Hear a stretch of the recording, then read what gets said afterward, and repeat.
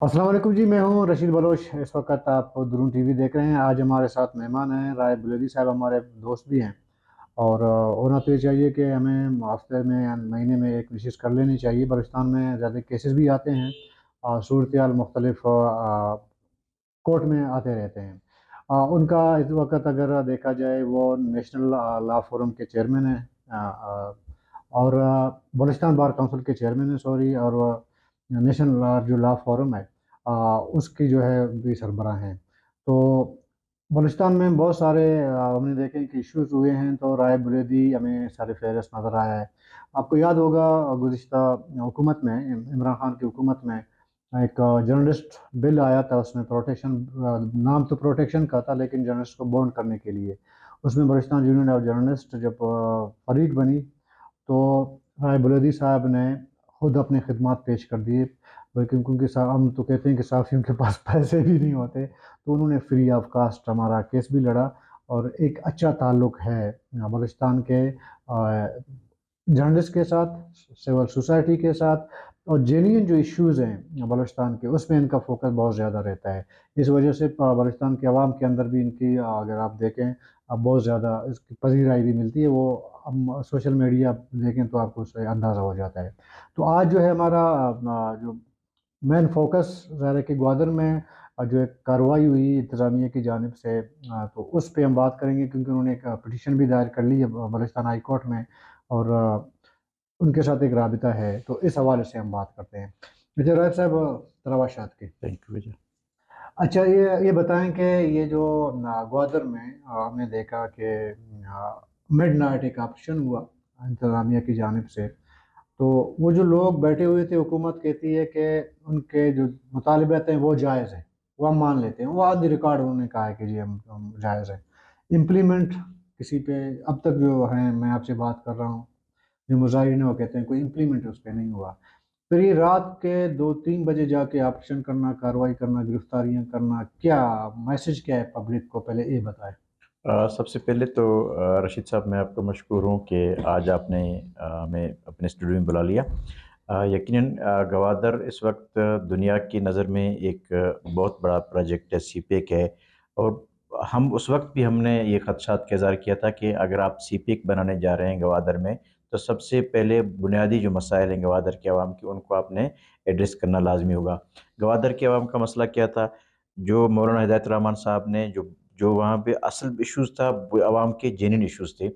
गवादर में पीने का पानी नहीं है, गवादर में बिजली नहीं है, गवादर के सड़कों को आप देखें, वहाँ पे रोड नालियों को आप देखें, और आप पोर्ट के रोड को भी आप देखें, और फिशरीज़ आप जो वहाँ के कुदरती एक ज़रिया हैं उनके रोज़गार के, कि वहाँ पे समंदर है और नेचुरली तौर पर उनके रोज़गार का ज़रिया है। वहाँ पे जाते हैं फिशरीज़, जो माहीगीर हैं वो शिकार करते हैं।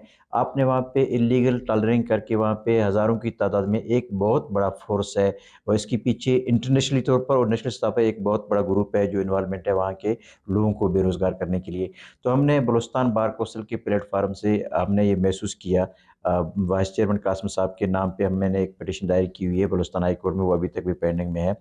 तो ये बलूचिस्तान, कब किया था ये? ये 1 साल पहले, अच्छा, अभी अभी तक इल्लीगल ट्रॉलिंग पे 1 साल इलीगल पहले। ट्रॉलिंग पे हमारा, मैंने एक पिटीशन दायर की हुई है वाइस चेयरमैन कासिम अली गाजी के साहब के नाम पे, वो अभी भी बलूचिस्तान हाई कोर्ट में पेंडिंग है। अच्छा। हमने साल पहले भी बलूचिस्तान हाई कोर्ट से रुजू किया था कि वहाँ पे इलीगल टॉलरिंग हो रही है, लोगों की मुआशी कत्ल हो रहा है, लोगों को बेरोज़गार किया जा रहा है, मकामी माहीगीरों की हक तलफी की जा रही है, लेकिन बलूचिस्तान की हुकूमत ने किसी का भी नहीं सुना। बलूचिस्तान हाई कोर्ट का वो नहीं सुनते हैं। अवाम में अच्छा, उस पे जजमेंट आया कोई? नहीं, वो उन्होंने बाकायदा नोट्स किए, उनको नोट्स किए, और नोटिस किन किन को किया था? नोट्स को फिशरीज डिपार्टमेंट को नोट्स किए कि हम्म। आप आएँ और इनके जवाब दाखिल करें। अच्छा। तो सूबाई गवर्नमेंट की तरफ से अभी तक कोई भी रिस्पॉन्सिबिलिटी नहीं है। इसका मतलब है कि गवर्नमेंट कहीं पे भी नज़र नहीं आ रहा है। अच्छा, इधर मैं आपको रोकता हूँ। अगर कोई ऐसा नोटिस कोर्ट की जानिब से आता है किसी भी फर्द को, हुकूमत के नुमाइंदे हों या आम फर्द, अगर वो जाके अपना जवाब वहाँ पे जमा नहीं करता, जवाब दे खुद को नहीं समझता, तो उसमें फिर कानून क्या कहता है, क्या उसमें होना चाहिए? उसमें लेकिन कानून के लिए रास्ता है। कानून उसको थ्रू कोर्ट के ज़रिए उनको बाउंड करेगा कि विदिन 2 डेज़, विदिन 1 डेज़ आप हमें डिपार्टमेंट में जवाब दाखिल करनी है, तो उस सेक्रेटरी के खिलाफ, उस डिपार्टमेंट के खिलाफ जो है कंटेम्प्ट ऑफ कोर्ट का प्रोसीडिंग भी इनिशिएटिव हो सकता है। तो इसमें हुआ है कोई नहीं, उन्हें वो जवाब आ रहे हैं, गवर्नमेंट की तरफ से जवाब आ रहे हैं, लेकिन उनका जो 1 साल के एक, बाद हाँ, 1 आता साल है। के बाद आ रहे हैं, लेकिन उनका सिलों में हुँ, सिर्फ कहने का मकसद ये है कि वो इंटरेस्ट नहीं ले रहे हैं। गवादर की आवाम का जो जेन्युइन इश्यूज़ था, आप देखें दुनिया में एक बहुत बड़ा सीपेक प्रोजेक्ट बनाने जा रहे हैं। हुँ, दुनिया की नज़र में आप समझते हैं कि एक मुआशी हब है, इससे पाकिस्तान के मसाइल हल होंगे। तो आप गवादर में क्या देने जा रहे हैं? सीपेक के नाम पे जो मोटरवे बने, हुँ, आपने लाहौर को मुल्तान तक लेके मोटरवे लेके आया, हुँ, किसका ये सीपेक प्रोजेक्ट है। बिल्कुल, मुल्तान से सक्खर तक सीपेक हाँ, मोटरवे है। आपने इस्लामाबाद से मानसेरा तक वो सीपेक का मोटरवे है। अब आप सक्खर से हैदराबाद सीपेक का मोटरवे बना रहे हैं। हुँ। आपने बलूचिस्तान में कहाँ पे बनाया?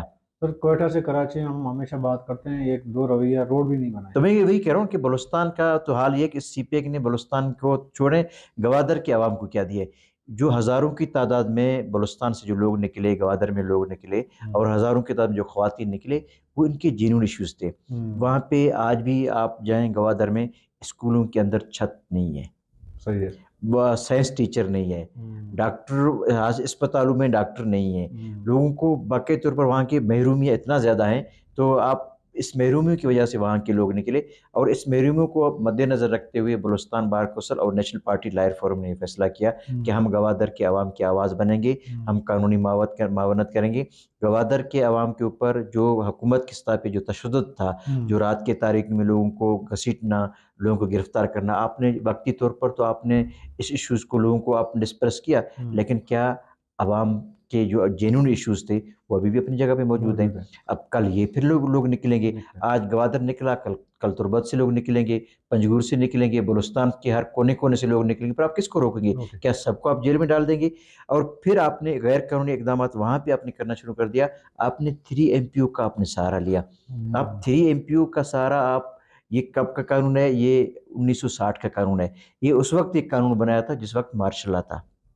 अच्छा इससे भी अगर पीछे जाएँ, अंग्रेज़ दौर में भी तो था ना दफ़ा 144 3 देखिए एमपीओ वो था जो आपको जमहूरी हकूक़ सल्ब कर रहे थे। सलब कर दी। अब इस वक़्त मुल्क के अंदर जमहूरियत है। पाकिस्तान की अदालतें फंक्शनें काम कर रही हैं। हुँ, सुप्रीम कोर्ट मौजूद है, हाई कोर्ट मौजूद है, अदालतें मौजूद हैं। तो हुँ। आप 3 एमपीओ का सहारा आप क्यों लेते हैं? अच्छा इस पे मैं आता हूँ 3 एमपीओ भी मैं आपसे पूछ लेता हूँ। अच्छा ये मैंने पहले सवाल भी ये किया था फिर हमारा बात कहीं और निकल गया। ये जो रात के क्या ऐसी ज़रूरत पड़ गई कि रात के 3 बजे आप जाके ऑपरेशन कर लें? और आप जैसे मैंने पहले आपसे पूछा था कि ये तो हुकूमत भी कहती है कि जी उनके इश्यूज़ जो जेन्युइन हैं बिल्कुल उनको मान लेना चाहिए। तो फिर आते हैं जब कार्रवाई तो हो गई, फिर 3 एमपीओ उसमें इम्पोज़ कर दिया गया। तो और क्या ऑप्शन था हुकूमत के खिलाफ? अगर ज़ाहिर है कि आपने इंतज़ामिया ने किसी को गिरफ़्तार करना है, कोई ना कोई तो दफ़ा तो लगाएगा। ऐसे ही तो वो उठा के नहीं ना ले सकता। तो आपके ख़्याल में ये जो 3 एमपी आप कहते हैं कि वो ठीक नहीं है, वो ज़ाहिर है कि वो तो मार्शल लॉ में या डिक्टेटरशिप में होता है। तो इंतज़ामिया के पास कोई अल्टरनेट ऑप्शन था कि जी हम इधर ये दूसरे मुकदमात उसमें दर्ज कर लें? देखिए, सबसे पहले तो ये है कि लोगों के पास पाकिस्तान के आइन के अंदर जमहूरी जदोजहद का हक है। सही है। आइन के अंदर भी है, आप आइन के दायरे में वो लोग पुरअमन थे। हुँ, आप जो गवादर का 2 महीने से जो धरना था, गवादर में कोई गाड़ी के शीशे नहीं टूटे। सही है। गवादर में कोई पुलिस के ऊपर तशद्दुद नहीं हुआ, किसी दुकानदार के ऊपर तशद्दुद नहीं हुआ। तशद्दुद करने वाले कौन थे? जब जिस दिन फ़ोर्सेस ने जबरी तौर पर वहाँ पे एंट्री की और हुँ, लोगों को तशद्दुद करना शुरू किया, वहाँ से तशद्दुद शुरू हो गए। लोग पुरअमन बैठे हुए थे। जी, जी। ना 2 महीने से अगर गवादर के अवाम को कोई तकलीफ़ नहीं थी, वहाँ के लोगों को तकलीफ़ नहीं था, वो हुँ। डिमांड थे। सबसे पहले तो ये चाहिए था गवर्नमेंट को उनकी जितनी भी आइनी डिमांड थे, वो आप पूरा करते। वो आप लोगों की मसाइल हल करने में आप नाकाम हो गए और इसके बाद फिर पुरअमन तरीके से आप लोगों के पास जो मुज़ाकरात का जो तरीक़ाकार था, उनका वो तैयार मतलब थे। किसी ना तरीके से एंगेज कर लेते एंगेज हो कर ना, लेते। हाँ। आप देखें वो बैठे हुए हैं, आपने जाकर उसके ऊपर जबरी तौर पर आपने तशद्दुद की। हुँ, अवाम की तरफ से कोई नहीं था। नहीं था। अब अगर ये तशद्दुद अगर अवाम करती, अगर हड़ताल वाले अगर तशद्दुद करते, तो वो 2 महीने से वो आपके वो जो नहीं चला कुछ नहीं सकते थे, चला वो सका, अपना उन्होंने अपना कुछ नहीं धर्म किया। धर्म तो उन्होंने ब उसके देखिए इसका भी एक तरीकाकार है कि अगर कोई ऐसा बंदा जो इल्लीगली तौर पर है, आप उनसे मुज़ाकरात करते, नहीं हुँ, तो फिर आपका एक कानून में और भी तरीके हैं, हुँ, लेकिन जबरी तौर पर लोगों को उठा के गायब करें, हुँ, 100-100, 200-200 लोगों को उठा के गायब करें, किसी को आप उस थाने में बंद दें।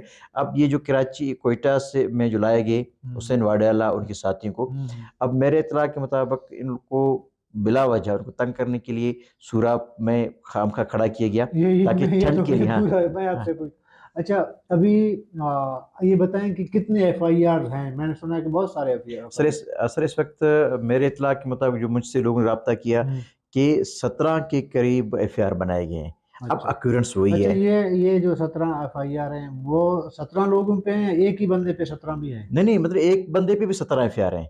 अच्छा। एक बंदे पे लोगों ने 100-100 150-150 लोगों को भी उन्होंने एक एफआईआर में शामिल किया गया। हुँ, अब एक सबसे यहाँ पे सवाल ये भी पैदा होता है कि पाकिस्तान का सुप्रीम कोर्ट का अपना एक जजमेंट है, हुँ, सोहरा बीबी के केस में, हुँ, बाकायदा उन्होंने दिया था कि एक वक़्वा का आप 2 एफआईआर नहीं कर नहीं सकते। कर सकते। आप देखें, वक़्वा एक है, तो हुँ, आपने 17-17, 20-20 एफआईआर करते हैं, इसका मतलब आप सुप्रीम कोर्ट की तो खुद वायलेशन कर रहे हैं, गवर्नमेंट कर हुँ, रहा है। बिल्कुल। आप कानून को फॉलो आप नहीं कर रहे हैं। देखिए, सुप्रीम कोर्ट का ये भी एक जजमेंट है 2017 2007 में, एससीएमआर में एक रिपोर्ट है अपने जर्नल में, वो कहता है कि हर बंदे को चाहे जो भी हो, वो कानून के ओबे होने चाहिए। अच्छा। कानून को फॉलो करे, लॉ को फॉलो करे। हाँ, अब सबसे वायलेशन किसने की है? वो तो पुलिस कर रही है, मतलब डीसी जो कर रहा ऑफिस है। जिन्होंने कानून इम्पोज़ करना है, वो उन्होंने वायलेशन, वायलेशन आप कर दी। 17, 18, 20 एफआईआर करने, एक वक़्वा हुई है भाई, हड़ताल है, आपने 20 एफआईआर कैसे कर सकते हैं? सुप्रीम कोर्ट की सबसे पहले तो वायलेशन आप कर रहे हैं, हुँ। इस वक़्वे की। अच्छा इसमें फिर जब आप देखें जैसे आपने कहा कि हुसैन वाडेला और मेरे ख्याल में कोई 15-16 लोगों को क्वेटा लाया गया है। एफआईआर ग्वादर में रजिस्टर हुआ है और उनको 17 लोगों को आप क्वेटा लेके आए हैं और पिटीशन अभी आपने हाई कोर्ट में दायर कर ली है। तो अभी ये बताएं कि इनका जो बेल आउट होगा वो बलुचिस्तान हाई कोर्ट से होगा या दोबारा इनको ग्वादर ले जाना पड़ेगा, वहाँ पे उनको बेल आउट करना पड़ेगा। तो फिर अगर ग्वादर में करना पड़ेगा तो उनको क्वेटा क्यों लाया गया? देखिए, इनका जो प्रोसीडिंग चलेगा कानून में, तरीक़ाकार ये है सीआरपीसी के अंदर, जहाँ पे एफआईआर दर्ज है उस जगह के मजिस्ट्रेट भी है, सेशन कोर्ट भी है। जब बात आपका मजिस्ट्रेट से सेशन कोर्ट में ना बनी, ज़मानत अगर ना बने, तो फिर तब आप हाई कोर्ट में आ सकते हैं। ठीक। इनका केस हाई गवादर में चलेगा, जहाँ पे एफआईआर हुई है। जो हम्म। तुर्बत का एफआईआर है तुर्बत में चलेगा, गवादर का एफआईआर गवादर में चलेगा। अगर एफआईआर हमने मेरे इत्तला के मुताबिक ओरमाड़ा के अंदर भी एफआईआर है, ओरमाड़ा में भी मजिस्ट्रेट बैठते हैं, वहाँ पे केस चलेगा। सही है। आप इनको तो क्वेटा में लाने का मकसद मैं समझता हूँ कि ये बददियानती है। यहाँ से गवर्नमेंट की बददियानती हो रहा है, जो इनके नोटेबल हैं, हुसैन वाडियाला जैसे शरीफ बंदा, उनके सियासी साथी कारकुनों को उठा के लाने का मकसद इनको टार्चर करना था, इनको खौफज़दा करना था। जब आप, इसका मतलब है कि आपको अपने अदालत के ऊपर भरोसा नहीं कानून है, में इसका कोई गुंजाइश कोई नहीं है। गुंजाइश नहीं है। अच्छा फिर ये जो वायलेशन हुआ है कानून की, तो ज़ाहिर है कि वो पुलिस ने की है, वहाँ के मकामी डीसी ने की है, तो वही लोग होंगे जो सरबराह हैं वहाँ पे इंतज़ामिया के। तो उनके खिलाफ कानून में कोई ऐसी गुंजाइश है कि उनको आप लाके कटघरे में खड़ा कर दें कि आपने इल्लीगल काम कैसे किए? देखिए, बलूचिस्तान हाई कोर्ट का जो जजमेंट, कल जो जजमेंट था, उन्होंने एक ऑर्डर पास की थी इसके पटिशन में। उस पटिशन के अंदर बाकायदा तौर पर बलूचिस्तान हाई कोर्ट में ने वो पॉइंट पॉइंट बाकायदा तौर पर हाईलाइट किए कि डिप्टी कमिश्नर गवादर और डिप्टी कमिश्नर केच ने 3 एमपीयू का जो इस्तेमाल किया है, हुँ, वो इलीगल है। आपके पास गवर्नमेंट को जवाब तलब किए गवर्नमेंट से कि भी आप इनके मुझे जवाब दें। अच्छा। फिर उसने बाकायदा तौर पर उस पटिशन के अंदर आर्टिकल 9 और आर्टिकल 15 का भी उन्होंने ज़िक्र किया है कि देखिए, आर्टिकल 9 और आर्टिकल 15, आप किसी को जबरी तौर पर आप रोक नहीं सकते हैं, किसी की फ्री मूवमेंट को आप रोक नहीं सकते हैं, उनकी आज़ादी को आप सलब नहीं कर नहीं सकते कर हैं। अब सकते। मैं जिधर जाऊँ मेरा मर्ज़ी है, आपने मुझे रोके हुए हैं। और तो और मेरे इत्तला के मुताबिक गवादर के जो सियासी कारकुन थे, लोगों के घरों में छापे लगाए गए, खवातीन की बेहुरमती की गई, शेर चादर फेंके गए हैं। शहर पे चादर और दीवारी की पामाली की गई। अब गवर्नमेंट है, आप आवाम के वोटों से मुंतखब होके आ रहे हैं। हुँ, मुझे तो सबसे बड़ा दुख इस बात का है, जो गवादर के एमपी है, जो गवादर से एमएन है, उनको तो उनके साथ बैठना चाहिए था। अगर हुँ, वो नहीं है तो उनको मुस्तफ़ा होना चाहिए था, बिल्कुल। उसको छोड़ना चाहिए था कि हुँ, आपकी आवाम, हज़ारों की तरह आवाम रोडों पे है, और आप जो है ना वहाँ पे गायब हैं। गायब है। अ, अच्छा, ये आपने कहा 3 MPO में, आप थोड़ा सा इसका डेफिनेशन बताएं कि 3 MPO में होता क्या है, कितने साल की सज़ा होती है, वो क्या इंतज़ामिया डीसी खुद मुख्तार है कि 3 MPO के तहत खुद से जो है किसी को गिरफ्तार करके ये दफ़ा लगा के उसको अपने मतलब कहीं भी रख सकता है, या उसके लिए भी अदालत की कोई प्रोसीजर है? अगर है तो कितने दिन के अंदर आपने अदालत में पेश करना है देखिए उसको? उसका अपना एक तरीक़ाकार ये है सब कि मेंटेनेंस ऑफ पब्लिक ऑर्डर 1960 में हम्म। उन्हें सेक्शन 3 का अमेंडमेंट किया गया बलूचिस्तान में। ठीक तो है। उसमें ये है कि अगर आप समझते हैं कि कहीं पे अगर लॉ एंड ऑर्डर का इशू मसला आ रहा है या कहीं कोई इशू है, तो वो डिप्टी कमिश्नर बाकायदा तौर पर पहले उसको नोटिस देगा और थ्रू होम डिपार्टमेंट जिसको गिरफ्तार कर रहा गिरफ्तार, है हाँ, उसको नोटिस उसको नोटिस देगा। देगा अच्छा। थ्रू होम डिपार्टमेंट उसको लिखेगा। फिर हम्म। डिप्टी कमिश्नर वहाँ पे उसको नोटिस देगा, उसको सुनेगा, हम्म। उसको देखिए हेयरिंग देंगे, आप उनको मीनिंगफुल हेयरिंग देंगे। ये आइन के आर्टिकल 10 में ये है कि आप लोगों को फ्री ट्रायल का हक दें। अच्छा, मतलब आप 3 MPO इम्पोज करने से पहले जो जिस बंदे से आपको लगता ऐसा है कि जी अमन अमान या अम्मा को कोई नुकसान पहुंच रहा है, या किसी का पर्सनल जो है वो लाइफ किसी को थ्रेट कर रहा है, तो वो पहले आपने उसको नोटिस करना है, उसको आप सुनेंगे, उसके बाद आपने 3 MPO इम्पोज मैंने करना है। मैंने जो बलुस्तान हाई कोर्ट में जो 3 MP को चैलेंज किया था, हम्म। उसके अंदर बाकायदा तौर पे मैंने जज साहब को बलुस्तान हाई कोर्ट के नोटिस में दिया था, एक प्रोफार्मा बनाया गया है, हम्म। नाम वो बीच में खाली है, वल्दियत बीच में खाली है। अब कभी भी कोई भी जजमेंट इस तरीके के नहीं होता है कि भी आप नाम अच्छा, को ये अभी की FIR अभी की किया बात था, अभी की है, उसमें थोड़ा बताएं, FIR में नाम और। एफआईआर नहीं, हाँ। 3 MPO में, 3 MPO में थ्री क्या? एमपी में ऑर्डर किया है कि ऊपर से 3 MPO का डेफिनेशन है हाँ। और नाम देश, हम्म। वल्दियत देश खाली है और नीचे से डिप्टी कमिश्नर का हुक्मनामा है। हुक्मनामा है। अच्छा। तो फिर उसका मतलब है कि आप कोई भी बंदा रास्ते में जाए, आप वो खाली उसके हाथ में है, दस्तखत से पहले शुदा मतलब है, राय बुलेदी जा रहे हैं, रशीद बलोच रसीद जा जा रहा रहा है, है, उसका नाम नाम लिख फोटो। दो भाई, ये आपका ऑर्डर है। तो ये कानून इस तरीके से इन्होंने गवादर के लोगों के साथ जो ज्यादती की है, तो मैं समझता हूँ ये एक बहुत बड़ी महरूमी है, वहाँ के एक एहसास लिए दिलाया गया है कि आप लोगों की जो जेन्युइन इश्यूज हैं। उनको देखिए आप। हम एक मुल्क में रहते हैं, इस मुल्क का एक दस्तूर है, इसका अपने कानून है।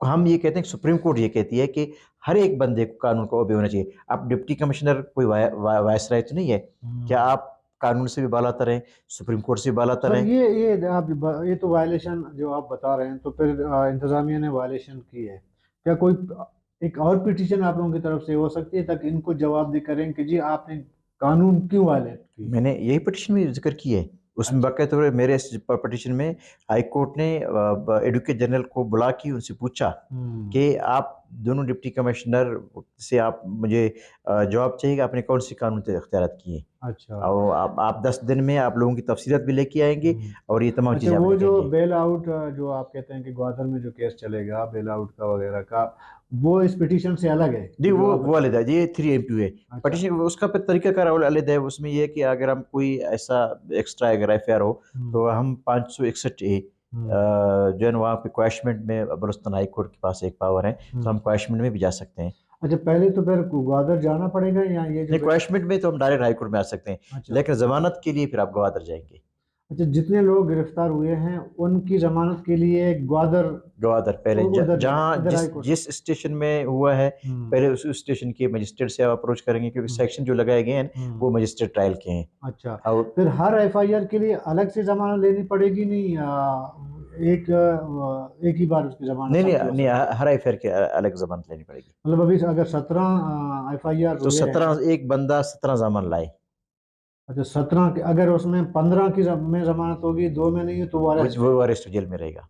ये तो बड़ा जी कॉम्प्लिकेटेड। हाँ हाँ, कॉम्प्लिकेटेड है, क्योंकि उसका मकसद भी ये है कि लोगों को आप तंग करें। तो हम्म। यही देखिए, यही हुकूमत की बदनीयती जाहिर होती है। कानून भी ये कहते हैं कि आप देखें, किसी के साथ आप इस किस्म की ज्यादती ना करें। अच्छा। तो सुप्रीम कोर्ट का भी जजमेंट है, बलुस्तान हाई कोर्ट का भी अपने जजमेंट, बलुस्तान हाई कोर्ट के अपने जजमेंट है। अब जिस तरीके से यहाँ पे जो इनकी आजम सवाती की केस में किया गया था, अब हम्म। तकरीर हुआ है पिंडी में, हम्म। एफआईआर दर्ज होता है पशीन और उरमाड़ा में, हब में, गवादर में। ये पॉलिटिकल प्रैक्टिस है मेरे ख्याल पॉलिटिकल से। टैक्ट से बलुस्तान हाई कोर्ट का अपना जजमेंट है, उसने क्वैश किए, उसके अच्छा। खत्म की गई थी। तो हम्म। मैं एक समझता हूँ सेम वही जो प्रोसीडिंग है, बलुस्तान जो गवादर के अंदर जो कुछ हुआ है, हम्म। ये आइन कानून से मुतसादम हुए। तमाम एफआईआरों को ख़त्म होना चाहिए।